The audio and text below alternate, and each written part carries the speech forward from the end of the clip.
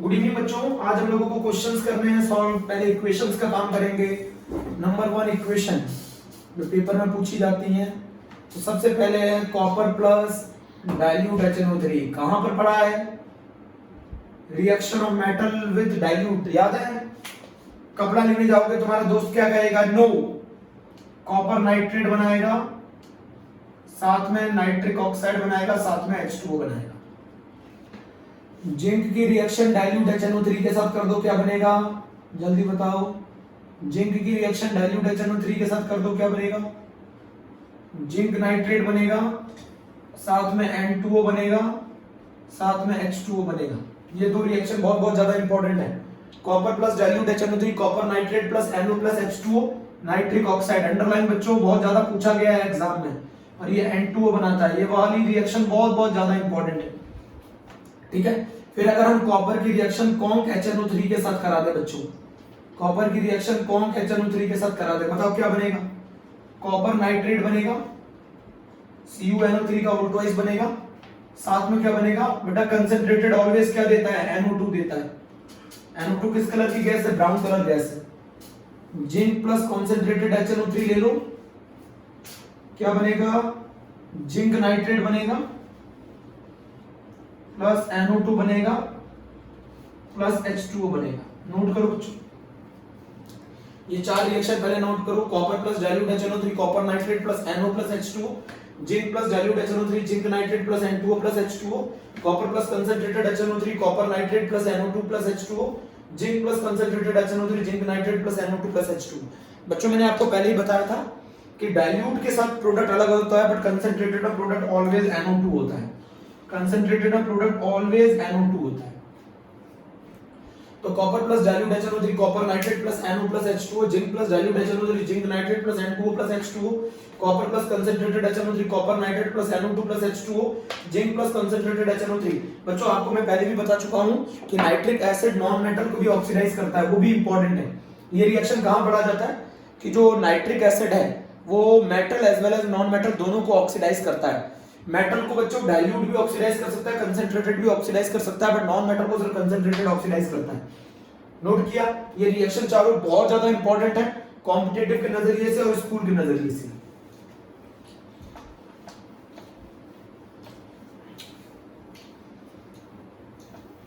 अब जरा बच्चों एक और चीज याद करो, जरा बताओ मुझे। अगर मैं, याद है आपको मैंने बताया था कि अगर मैं कंसंट्रेटेड कार्बन को कॉन्सेंट्रेटेड HNO3 के साथ रिएक्ट कर दूं तो सभी के एक एसिड में इसको ऑक्सीडाइज करता है, सभी के एक एसिड में। फास्फोरस को कॉन्सेंट्रेटेड HNO3 के साथ रिएक्ट कर दो, सल्फर को कॉन्सेंट्रेटेड HNO3 के साथ रिएक्ट कर दो, सभी के एक एसिड में ऑक्सीडाइज करता है, सभी के एक एसिड में।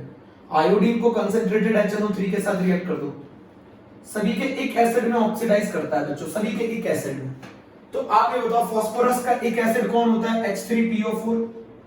खुद को किस में कन्वर्ट करेगा? NO2 plus H2O। ये फिक्स है, NO2 तो हर किसी में मिलेगी। सल्फर का एक एसिड कौन है? H2SO4 plus NO2 plus H2O। बच्चों आयोडीन का एक एसिड कौन है? Iodic acid HiO3 plus NO2 plus H2O। Carbon का एक एसिड कौन है? कार्बोनिक एसिड, बट वो अनस्टेबल होता है तो ये किसमें डिकम्पोज हो जाता है? CO2 plus NO2 plus H2O। तो बच्चों आप लोग ये लिख लो, ये नॉन मेटल को किसमें ऑक्सीडाइज करता है? ये नॉन मेटल को किसमें ऑक्सीडाइज करता है बच्चों? नोट कर लो, नोट कर लो बच्चों, जल्दी से जल्दी कर लो, नोट करो। नोट किया? ये रिएक्शन बहुत बहुत इंपॉर्टेंट है। आप लोग एक पेज में लिख लें, एक पेज में लिख लेना कि रिएक्शन में जो जो करा रहा हूं, ठीक है?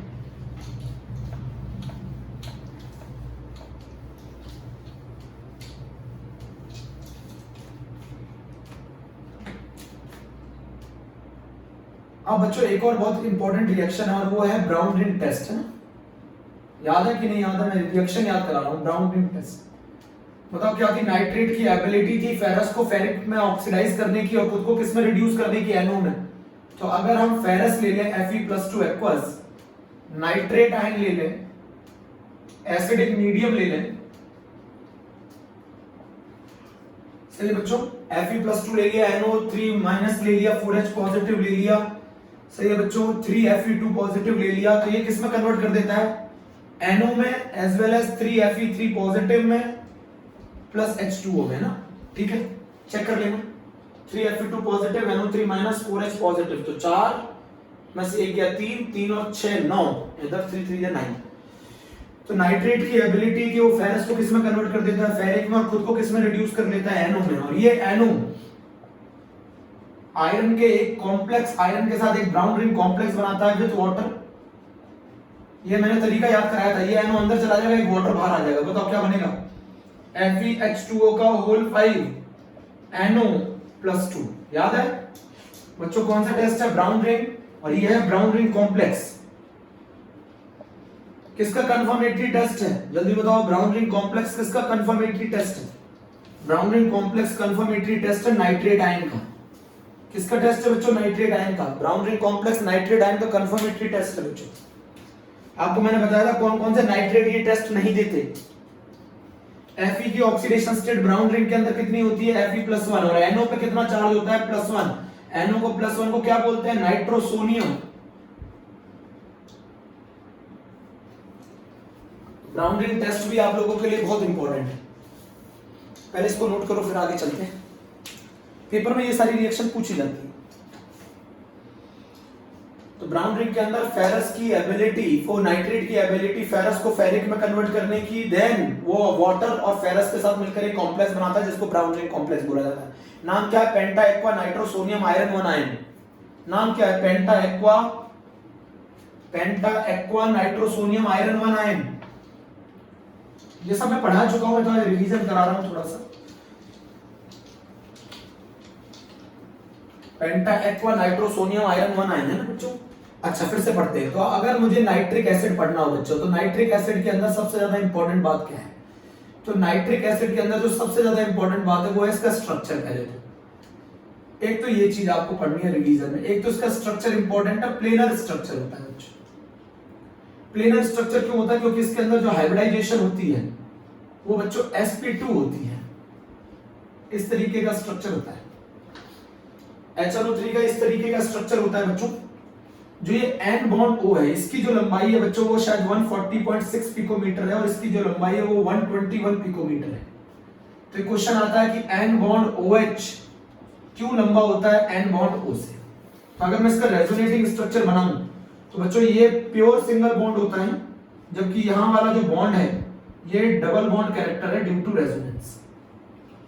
ये रेजोनेंस के कारण पार्शियली डबल बॉन्ड कैरेक्टर होता है, इसीलिए N bond OH is purely single bond.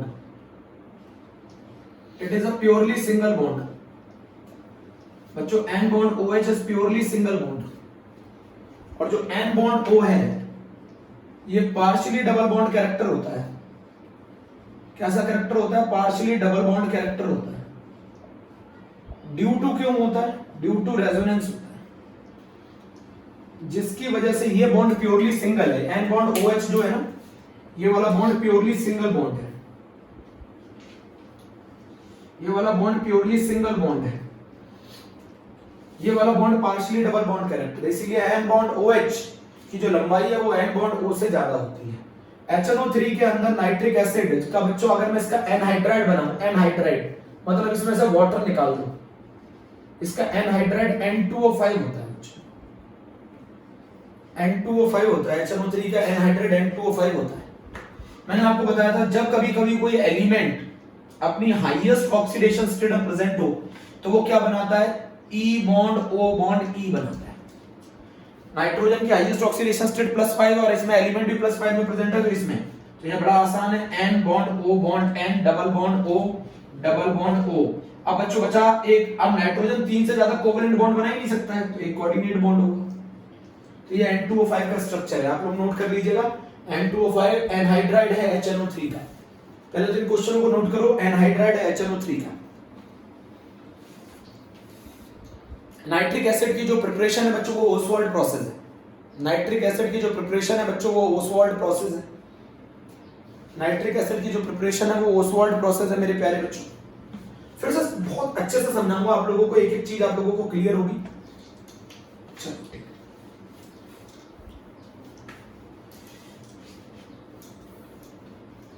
Mona वाली प्रिपरेशन है बच्चों। तो नाइट्रिक एसिड के बारे में अगर हम लोग सबसे पहले पढ़ते हैं, मान लो कोई बच्चा पढ़ना चाहता है कि सर मुझे नाइट्रिक एसिड पढ़ा दो, तो नाइट्रिक एसिड के बारे में जो सबसे पहले पढ़ना है वो किसका, एक तो ये HNO3 है, ठीक है बच्चों। एक्वा सॉल्यूशन में डालने पर ये H आयन देता है, ठीक है, ये H आयन देता है तो क्या बना लेता है, नाइट्रेट आयन बना लेता है।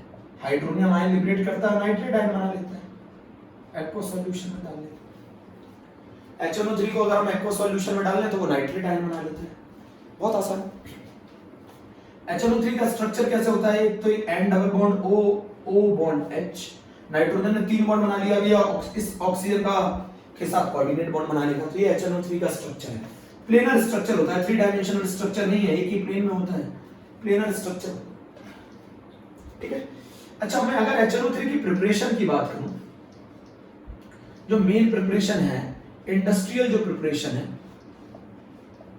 वो ओसवाल्ड प्रोसेस है। तो उसमें मैंने सिखाया था अमोनिया का ऑक्सीडेशन कर दो, मोना को कहा उनके पीटी वाले सर ने कि मोना जरा ऑक्सीजन लो, मोना क्या कह रही है, no no no, Mona no कह रही है, बोलो 4NH3 + 5O2, याद आया, 4NO + 6H2। फिर उन्होंने कहा कि नहीं ऑक्सीजन तो लेनी पड़ेगी, तो मोना ने ऑक्सीजन लेकर खुद को एनर्जेटिक बना लिया, NO2 बना लिया, और वो खुद जाकर किसमें कूद गई, पानी में कूद गई, अपने हाथ पैर तोड़वा लिए, HNO3 और NO बना लिया। ये NO रीजनरेट हो जाएगा, रीयूज हो जाएगा, इस NO को हम रीयूज कर सकते हैं। बच्चों डिस्टिलेशन मेथड से हमें इसमें 68% कंसंट्रेटेड HNO3 मिलता है। अगर हमें और ज्यादा कंसंट्रेटेड HNO3 चाहिए तो हमें डिहाइड्रेटिंग एजेंट यूज करना पड़ता है, ऐसा भी NCERT ने दे रखा है। प्रिपरेशन में आपको ये पढ़ना है, बोलो बच्चों 4NH3 + 5O2 4NO। पीटी वाले सर मोना से कह रहे हैं कि ऑक्सीजन लो, मोना कह रही है नो, फिर उसे बोला गया लो ऑक्सीजन, तो उसने ऑक्सीजन ली, एनर्जेटिक हो गई, पानी में कूद गई, हाथ पैर तोड़वा लिए, ये NO दोबारा से यूज हो जाएगी, ये NO दोबारा से यूज हो जाएगी। तो ये प्रिपरेशन में है, याद रखोगे कि नहीं रखोगे, ये प्रिपरेशन में याद रखोगे ना, चलो शाबाश, सब भूलते तो नहीं जा रहे हो, याद कराता चलूंगा मैं, एक एक चीज करा कर, है ना, हमारे टॉपिक तैयार हो जाएंगे। अब जरा ये बताओ सबसे ज्यादा इंपॉर्टेंट क्या है कि ये HNO3 किन मेटल के साथ रिएक्ट नहीं करता, नोबल मेटल के साथ रिएक्ट नहीं करता HNO3, नोबल मेटल के साथ HNO3 रिएक्ट नहीं करता, इनके साथ HNO3 रिएक्ट नहीं करता, नोबल मेटल के साथ HNO3 रिएक्ट नहीं करता, गोल्ड और प्लेटिनम के साथ HNO3 कोई रिएक्शन नहीं देता।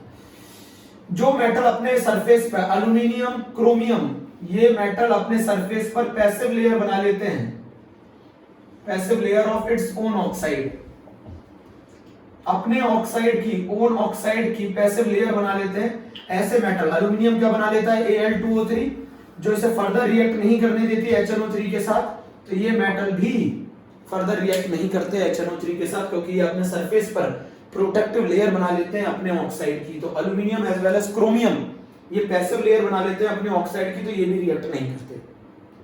एल्युमिनियम Al2O3 बना लेता है, क्रोमियम Cr2O3 बना लेता है, ये फर्दर रिएक्ट नहीं करते। अच्छा अब ये बताओ कॉपर प्लस डाइल्यूट HNO3, जरा बताओ जल्दी से, कॉपर प्लस डाइल्यूट HNO3 क्या बनेगा, कॉपर प्लस डाइल्यूट HNO3 बनेगा copper nitrate plus NO plus H2O। याद आई ट्रिक, तुम्हारे दोस्त ने बोला कपड़ा लेने जाना है बोर्ड के टाइम पे, तुम क्या बोलोगे, no. Zinc plus dilute HNO3, zinc plus dilute HNO3 क्या बनेगा, जिंक नाइट्रेट बनेगा, साथ में N2O बनेगा प्लस H2O बनेगा, मेटल नाइट्रेट तो बनेगा ही बनेगा। तो copper plus dilute HNO3, copper nitrate plus NO plus H2O, बहुत ज्यादा इंपॉर्टेंट रिएक्शन है बच्चों, बार बार करनी है, हम्बल रिक्वेस्ट है, आप इसको बार बार पढ़ेंगे, एनसीईआरटी में अंडरलाइन करके पढ़ेंगे। Copper plus dilute HNO3 revision का टर्म चल रहा है आज। Copper plus dilute HNO3 CuNO3 का whole twice plus NO plus H2, zinc plus dilute HNO3 zinc nitrate plus H2 N2O plus H2।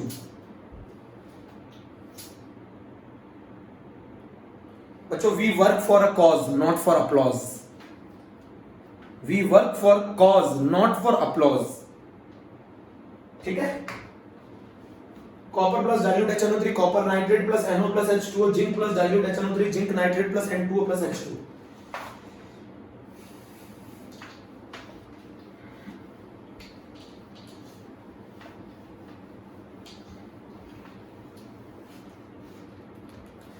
अब बच्चों यहां पर सबसे बड़ी बात जो समझे है कि अगर मैं कॉपर की रिएक्शन कॉन्क HNO3 के साथ करा दूं, सब रिएक्शन को एक एक साथ करना है, क्या बना लेगा? कॉपर नाइट्रेट बना लेगा, साथ में NO2 बना लेगा, साथ में H2O बना लेगा।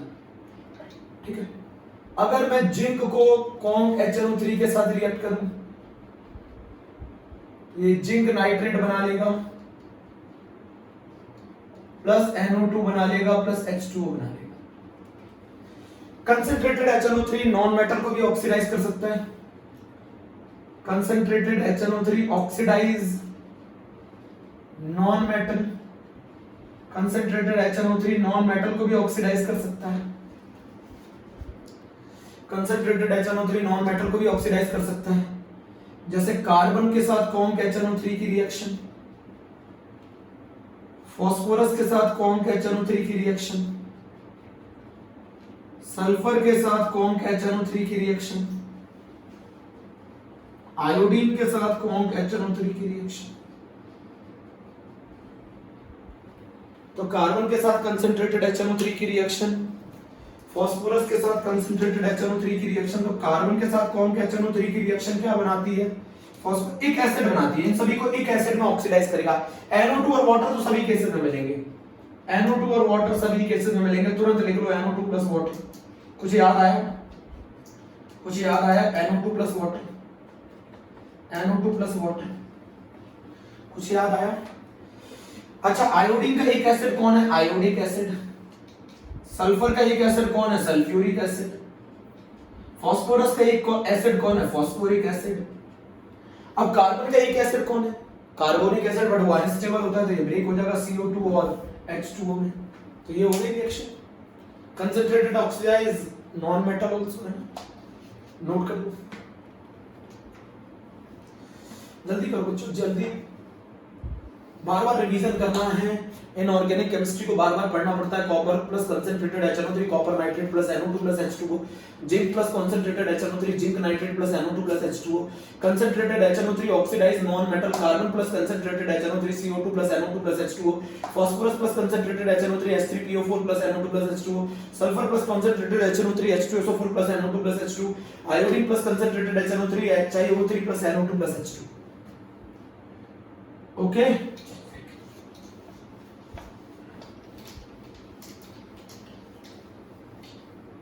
अब इसका ब्राउन रिंग टेस्ट की इक्वेशन कैसे याद रखेंगे, मैं आपको तरीका सिखाता हूं। ब्राउन रिंग की इक्वेशन कैसे याद रखेंगे? तो ब्राउन रिंग टेस्ट किसका टेस्ट है? ब्राउन रिंग टेस्ट किसका टेस्ट है? नाइट्रेट का टेस्ट है। ब्राउन रिंग टेस्ट जो है वो नाइट्रेट आयन का कंफर्मेटरी टेस्ट है? तो क्या कहा जाता है? नाइट्रेट की एबिलिटी होती है कि वो फेरस को किसमें ऑक्सीडाइज कर देता है? फेरिक में ऑक्सीडाइज कर देता है इन एसिडिक मीडियम H2SO4 में। बैलेंस कर लेते हैं, 4H positive 3Fe2 positive, total charge इस साइड 9 है प्लस का। तो ये किसमें इसको ऑक्सीडाइज कर देता है? Fe+3 में, साथ में NO में प्लस H2O में, है ना। बैलेंस कर लो, यहां 3Fe3 पॉजिटिव कर दो, 3Fe3 पॉजिटिव कर दो, बोलो। यहां पर 2H2O कर दो, अब देखोगे बैलेंस हो जाएगा। ठीक, आगे चलते हैं। इसके बाद ये जो NO है ये आयरन और फेरस और वाटर के कॉम्प्लेक्स के साथ रिएक्ट करके, बड़ा आसान तरीका है, FeH2O का होल 6+2 NO के साथ कंबाइन करोगे, ये NO अंदर चला जाएगा, एक ब्राउन रिंग कॉम्प्लेक्स बनाएगा FeH2O का होल 5 NO और साथ में +2। इस NO के ऊपर चार्ज कितना आएगा? +1। ये नाइट्रोसोनियम आयन है बच्चों, NO के ऊपर चार्ज आता है +1। क्या, कौन सा आयन कहलाता है? नाइट्रोसोनियम। Fe पे +1 charge, this is brown ring complex बच्चों, इसी को कहते हैं ब्राउन रिंग कॉम्प्लेक्स। बाकी मैं सिखा चुका था, ये तो मैं आज रिवीजन पढ़ा रहा, इसी को कहते हैं ब्राउन रिंग कॉम्प्लेक्स। ये हम लोगों ने नाइट्रिक एसिड के बारे में कुछ चीजें पढ़ी है बच्चों, नाइट्रिक एसिड के बारे में। सही लगा? थोड़ा सा रिवीजन है। अच्छा, नाइट्रिक एसिड के एक पोर्शन का रिवीजन हम लोगों ने पढ़ लिया। अब नाइट्रिक एसिड का एनहाइड्राइड कौन है? नाइट्रिक एसिड का एनहाइड्राइड कौन है? नाइट्रिक एसिड का एनहाइड्राइड कौन है? तो अगर हम नाइट्रिक एसिड में से पानी निकाल दें, इसको 2 से मल्टीप्लाई कर दो, 2 मोल्स में से वाटर निकाल दो, तो ये क्या बन जाएगा? N2O। तो नाइट्रिक एसिड का एनहाइड्राइड कौन है? N2O5। नाइट्रिक एसिड का एनहाइड्राइड कौन है? N2O5। तो N2O5 क्या है? Anhydride of HNO3।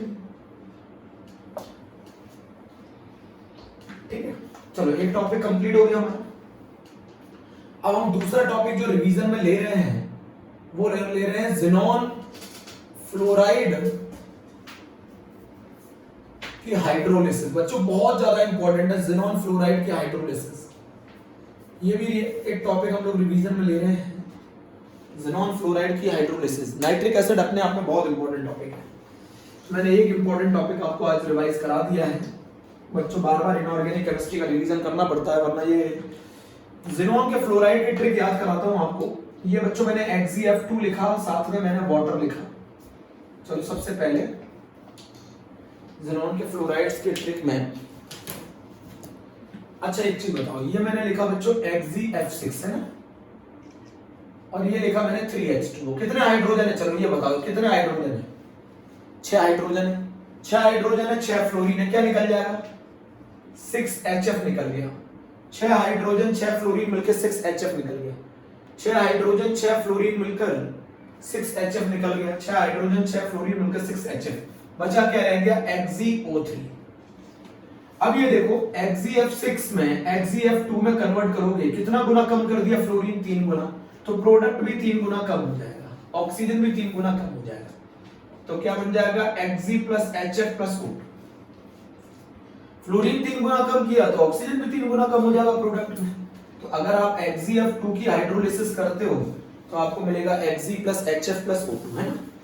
अब जरा इधर सुनो बच्चों, इन दोनों का प्रोडक्ट ऐड करके लिख दो जब आप XeF4 की हाइड्रोलिसिस करो। तो जब आप XeF4 की हाइड्रोलिसिस करोगे तो इन दोनों का जोड़ कर लिख दो, तो Xe बनेगा प्लस XeO3 बनेगा प्लस HF बनेगा प्लस O2 बनेगा। Xe बनेगा प्लस XeO3 बनेगा प्लस HF बनेगा प्लस O2 बनेगा। बच्चों ये डिस्प्रपोर्शनेशन रिएक्शन है, ये डिस्प्रपोर्शनेशन रिएक्शन है, ये रिडॉक्स नहीं है बच्चों। रिडॉक्स क्यों नहीं है? यहाँ पर भी ऑक्सीडेशन स्टेट +6 है, यहाँ पर भी +6 है, ये रिडॉक्स नहीं है। ये भी रिडॉक्स नहीं है, ये है डिस्प्रपोर्शनेशन रिएक्शन, ये रिडॉक्स है। यहाँ पर +4 चार्ज है, +4 से 0 हो रहा है, यहाँ पे चार्ज +4 है और +4 से +6 हो रहा है, तो एक ही का ऑक्सीडेशन और रिडक्शन हो रहा है। तो ये चीज आपको समझनी है। XeF4 की अगर मैं हाइड्रोलिसिस करूं तो xenon plus XeO3 plus HF plus O, तो ये डिस्प्रपोर्शनेशन रिएक्शन है, रिडॉक्स है। ये डिस्प्रपोर्शनेशन है एज वेल एज रिडॉक्स है। तो बहुत इंपॉर्टेंट टॉपिक है ज़ेनॉन के फ्लोराइड की हाइड्रोलिसिस एज वेल एज उनके स्ट्रक्चर। रफ कर दूं जरा, तीनों रिएक्शन याद हो गई? तीनों रिएक्शन याद हो गई?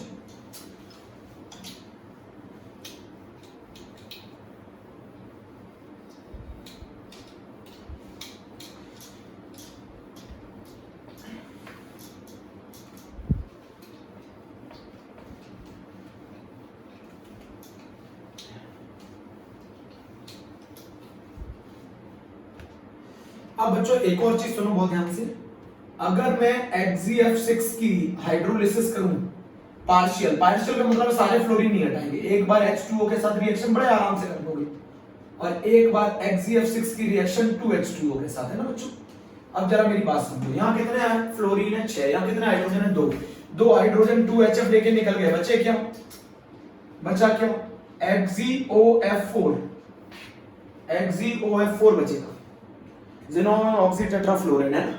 यहाँ कितने हाइड्रोजन है बच्चों? 4। 4 हाइड्रोजन कितने फ्लोरीन लेके निकल जाएंगे? 4HF। 4HF निकल जाएंगे तो ये क्या बनेगा? XeO2F2 बनेगा। ये XeOF4 बनेगा प्लस HF बनेगा, ये XeO2F2 बनेगा। बच्चों याद हुई है रिएक्शन पूरी? XgF6 plus H2 XgOF4 plus 2HF। ये बच्चों दोनों केसेस पार्शियल हाइड्रोलिसिस के हैं बच्चों, ये दोनों केसेस बच्चों पार्शियल हाइड्रोलिसिस के हैं, ये दोनों केसेस पार्शियल हाइड्रोलिसिस के हैं, ये दोनों केसेस पार्शियल हाइड्रोलिसिस के हैं। तो अगर मैं XgF6 को H2O के साथ रिएक्ट कराऊंगा तो XgOF4 बनेगा प्लस 2HF बनेगा, और XgF6 को अगर मैं 2H2O के साथ रिएक्ट कराऊंगा तो XgO2F2 प्लस 4HF बनेगा। अच्छा, और मैं अगर XgF6 को कंप्लीट हाइड्रोलिसिस कही जाती है, 3H2O के साथ रिएक्ट कराऊंगा कंप्लीट हाइड्रोलिसिस, तो अगर मैं XgF6 को 3H2O के साथ रिएक्ट कराऊंगा तो यहाँ 6 फ्लोरीन है, यहाँ पे 6 हाइड्रोजन है, तो ये क्या बना लेगा, XgO3 बना लेगा प्लस 6HF बना लेगा। तो इसमें सारे फ्लोरीन हटा दिए तो ये कंप्लीट हाइड्रोलिसिस में आएगी बात, ये कंप्लीट हाइड्रोलिसिस में बात आएगी। और इसमें आपने कंप्लीट पूरे फ्लोरीन नहीं हटाया तो ये पार्शियल हाइड्रोलिसिस की बात है। तो ज़ेनॉन XgF6 की अगर पार्शियल हाइड्रोलिसिस करोगे तो XgOF4 और XgO2F2 बनता है, और अगर आप XgF6 की कंप्लीट हाइड्रोलिसिस करते हो तो XgO3 प्लस 6HF बनता है। ठीक है बेटा, अब मैं एक बात बता रहा हूं, इनके स्ट्रक्चर की बात बता रहा हूं बच्चों, बहुत ज्यादा इंपॉर्टेंट है इनके स्ट्रक्चर। तो मैं आपको पहले बेंट रूल समझा दूं। बेंट रूल क्या कहता है, देखो पहले एक रूल समझ लो, अगर वैलेंस इलेक्ट्रॉन 8 से ज्यादा है, 8 इलेक्ट्रॉन से ज्यादा है और 56 से कम है, तो आप इस केस में डिवाइड करोगे 8 से, जो भी रिमाइंडर आएगा उसको अगर आप डिवाइड करोगे 2 से, तो वो जो चीज देगा वो मिलेंगे आपको लोन पेयर, उतने लोन पेयर होते हैं।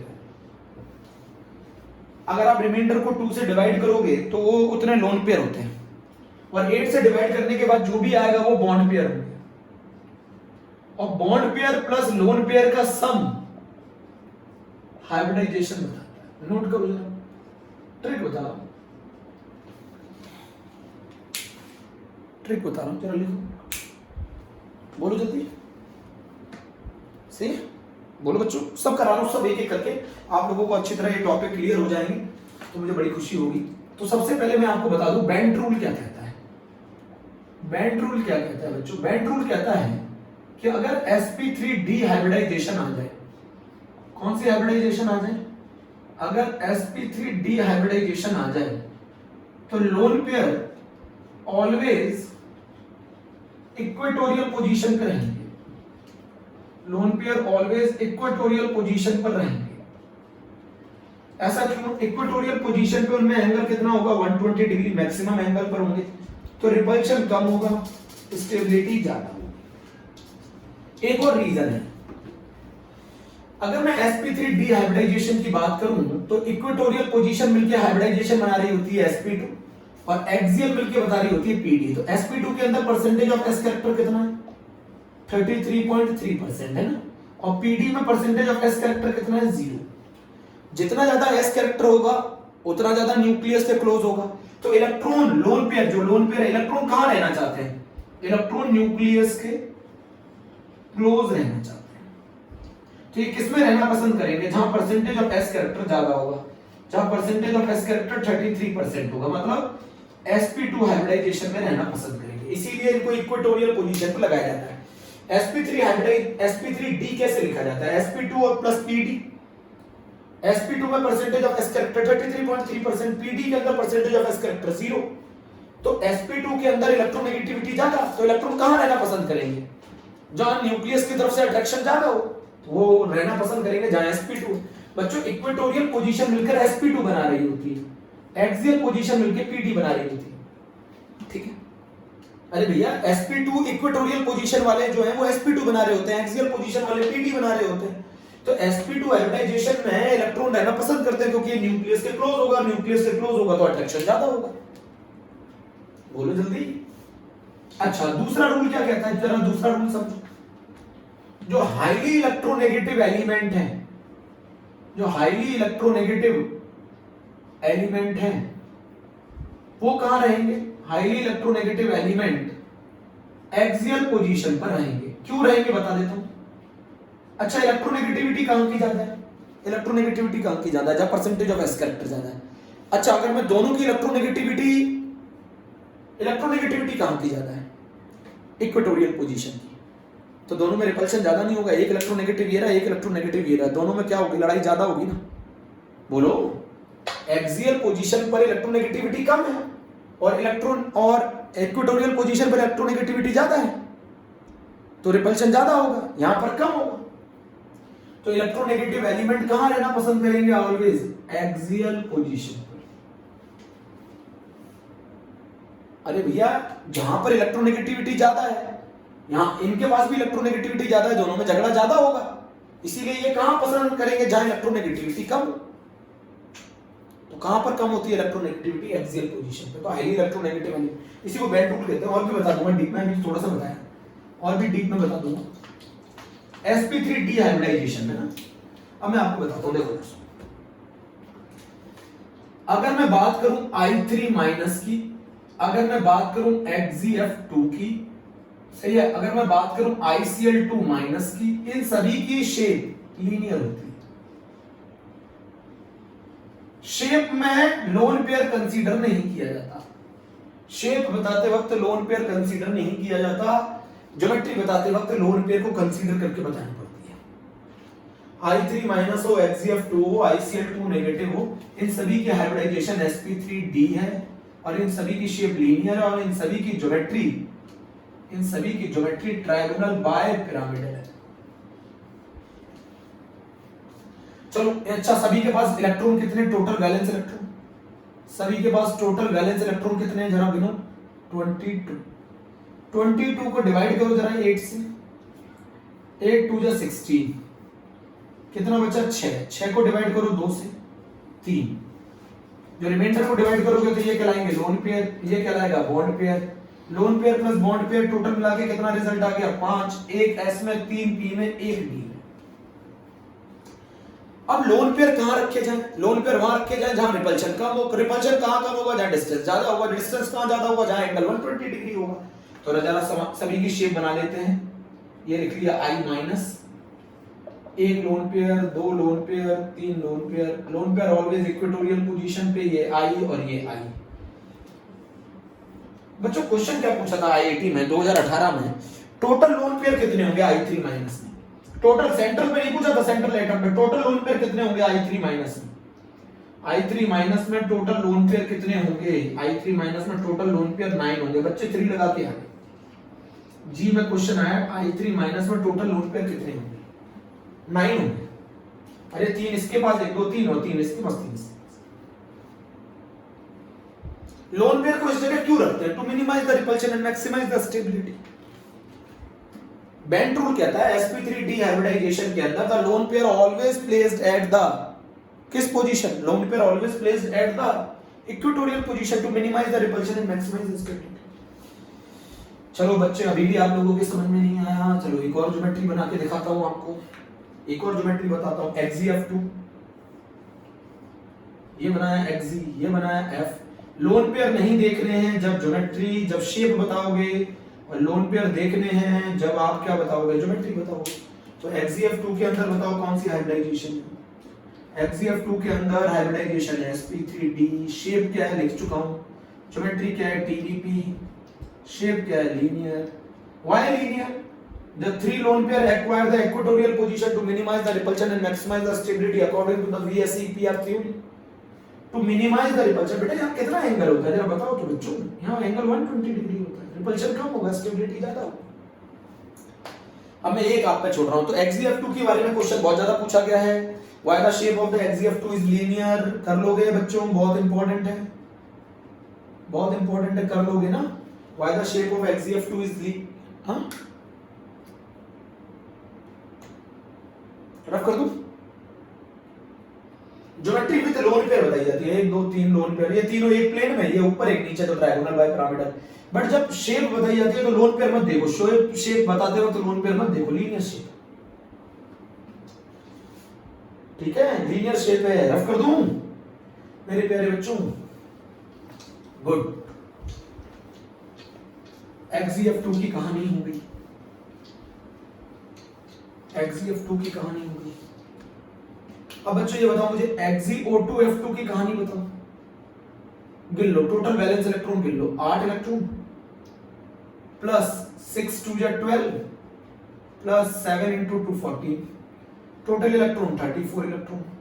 34 इलेक्ट्रॉन को डिवाइड करो 8 से, 8 4 जा 32, बचा 2, रिमाइंडर को डिवाइड करोगे 2 से तो ये आएगा, ये कहलाएगा लोन पेयर, ये कहलाएगा बॉन्ड पेयर, दोनों का सम करोगे तो आएगा 5। हाइब्रिडाइजेशन आ गई sp3d, ज्योमेट्री आ गई ट्रायंगुलर बाइपिरामिडल। ज्योमेट्री पे कोई फर्क नहीं पड़ता, बट शेप पे फर्क पड़ेगा। शेप देखते हैं, मैंने क्या बताया था, XeO2F2 में एक लोन पेयर है। लोन पेयर ऑलवेज कौन सी पोजीशन पे रहना पसंद करेगा, इक्वेटोरियल पोजीशन पर। और मोर इलेक्ट्रोनेगेटिव एटम कहां होगा, एक्सियल पोजीशन पे।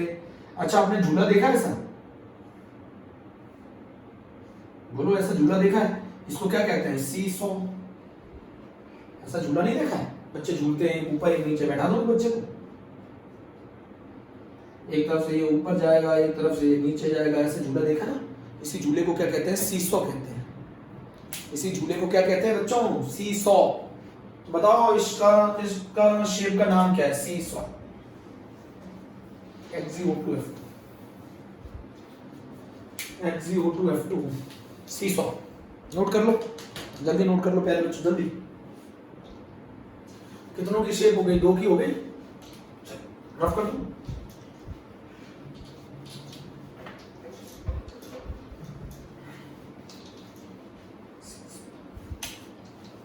अब जरा मेरी बात सुनो।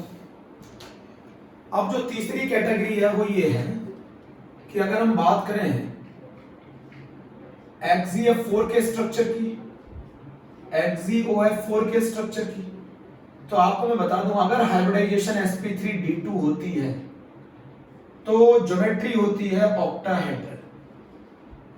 ज्योमेट्री तो ऑक्टाहेड्रल होती है। नंबर कितना होना चाहिए, 6। चलो XeF4 में टोटल करते हैं। ज़ेनॉन के 8, फ्लोरीन के 7 इंटू 4, टोटल मिला के हो गए 36। 36 इलेक्ट्रॉन को डिवाइड करो 8 से, 8 4 जा 32, बचे 4, 4 रिमाइंडर है, 2 से डिवाइड करो, 4 प्लस 2 6, 6 का मतलब हाइब्रिडाइजेशन sp3d2। अब ये 2 लोन पेयर है। अब ये 2 लोन पेयर कहां होंगे, जरा बड़ा आसान है, 4 प्लेन में, 4 प्लेन में, एक ऊपर एक नीचे। तो आप ये खुद बताओ, लोन पेयर को तो आपको शेप में बताना ही नहीं होता, लोन पेयर मत देखो, शेप बताते हो। तो आप देखोगे चारों एक ही प्लेन में, तो स्क्वायर प्लेन है, स्क्वायर प्लेन है, चारों एक ही शेप में, स्क्वायर प्लेन है। शेप कौन सी होगी, स्क्वायर प्लेन, और ज्योमेट्री होगी ऑक्टाहेड्रल। अब जरा बताओ, ज्योमेट्री होगी ऑक्टाहेड्रल। मैंने आपको बताया था डायपोल मोमेंट 0 होता है इसके केस में,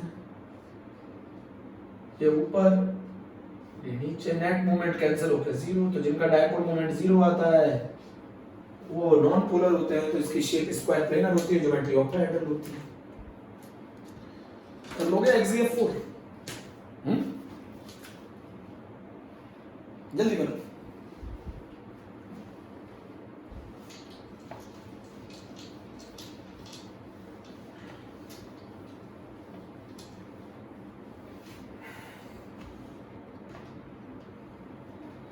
XeOF4 बताओ, ये बनाया ज़ेनॉन।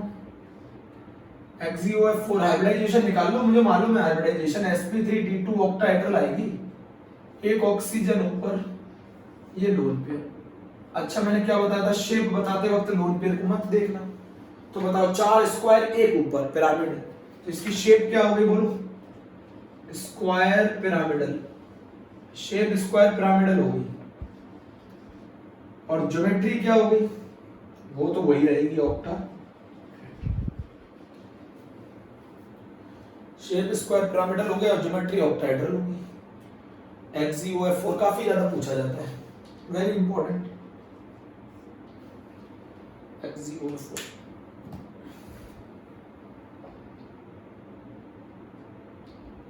रफ कर दो।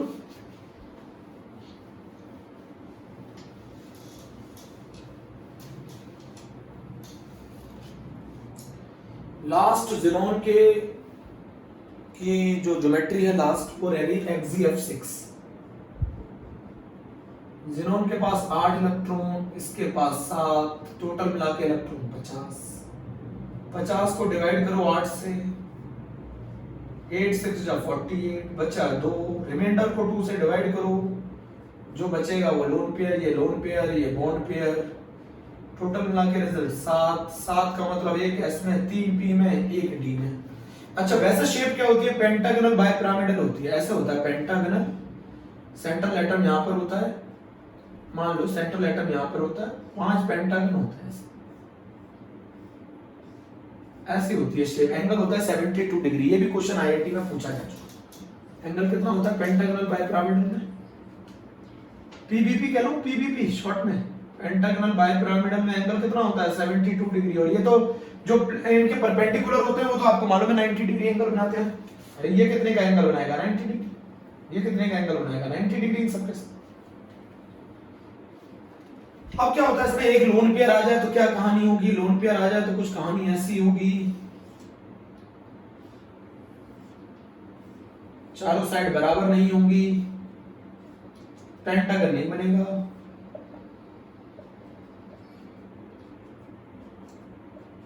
और ये है XZF6। XZF6 की शेप होगी डिस्टॉर्टेड ऑक्टा। XZF6 की शेप होगी डिस्टॉर्टेड ऑक्टाहेड्रल। XZF6 की शेप कैसी होगी? Distorted octahedral. ज्योमेट्री क्या होगी? ज्योमेट्री होगी पेंटागनल बाइपिरामिडल। तो आज हम लोगों ने रिवीजन कर लिया HNO3 का, ज़ेनॉन के फ्लोराइड्स का, सही है, ज़ेनॉन के स्ट्रक्चर्स है ना, ज़ेनॉन के फ्लोराइड और ऑक्साइड का स्ट्रक्चर। अच्छा ऑक्साइड में बात करो तो XeO3 hybridisation group, sp3 hybridisation हो तो ज्योमेट्री क्या होगी? टेट्रा हेड्रल। sp3 हाइब्रिडाइजेशन के बाद जितने भी बॉन्ड बनते हैं वो सारे d पाई p पाई होते हैं। sp3 हाइब्रिडाइजेशन के बाद जितने भी मल्टीपल बॉन्ड बनते हैं सारे d पाई p पाई होते हैं। शेप क्या होगी बताओ जल्दी? Pyramidal. Number of d pi p pi bond कितने होंगे? 3। पाई बॉन्ड हाइब्रिडाइजेशन में पार्टिसिपेट नहीं करते। तो ये हमारा आज का पूरा रिवीजन हो गया है ना बच्चों। आप कल से मैं सल्फर फैमिली चालू कर रहा हूँ, ऑक्सीजन फैमिली कह सकते हैं। तब तक ये मुझे स्क्रीनशॉट भेज कर इन सभी का मुझे बताना कि आपको कितना आया है। Okay thank you.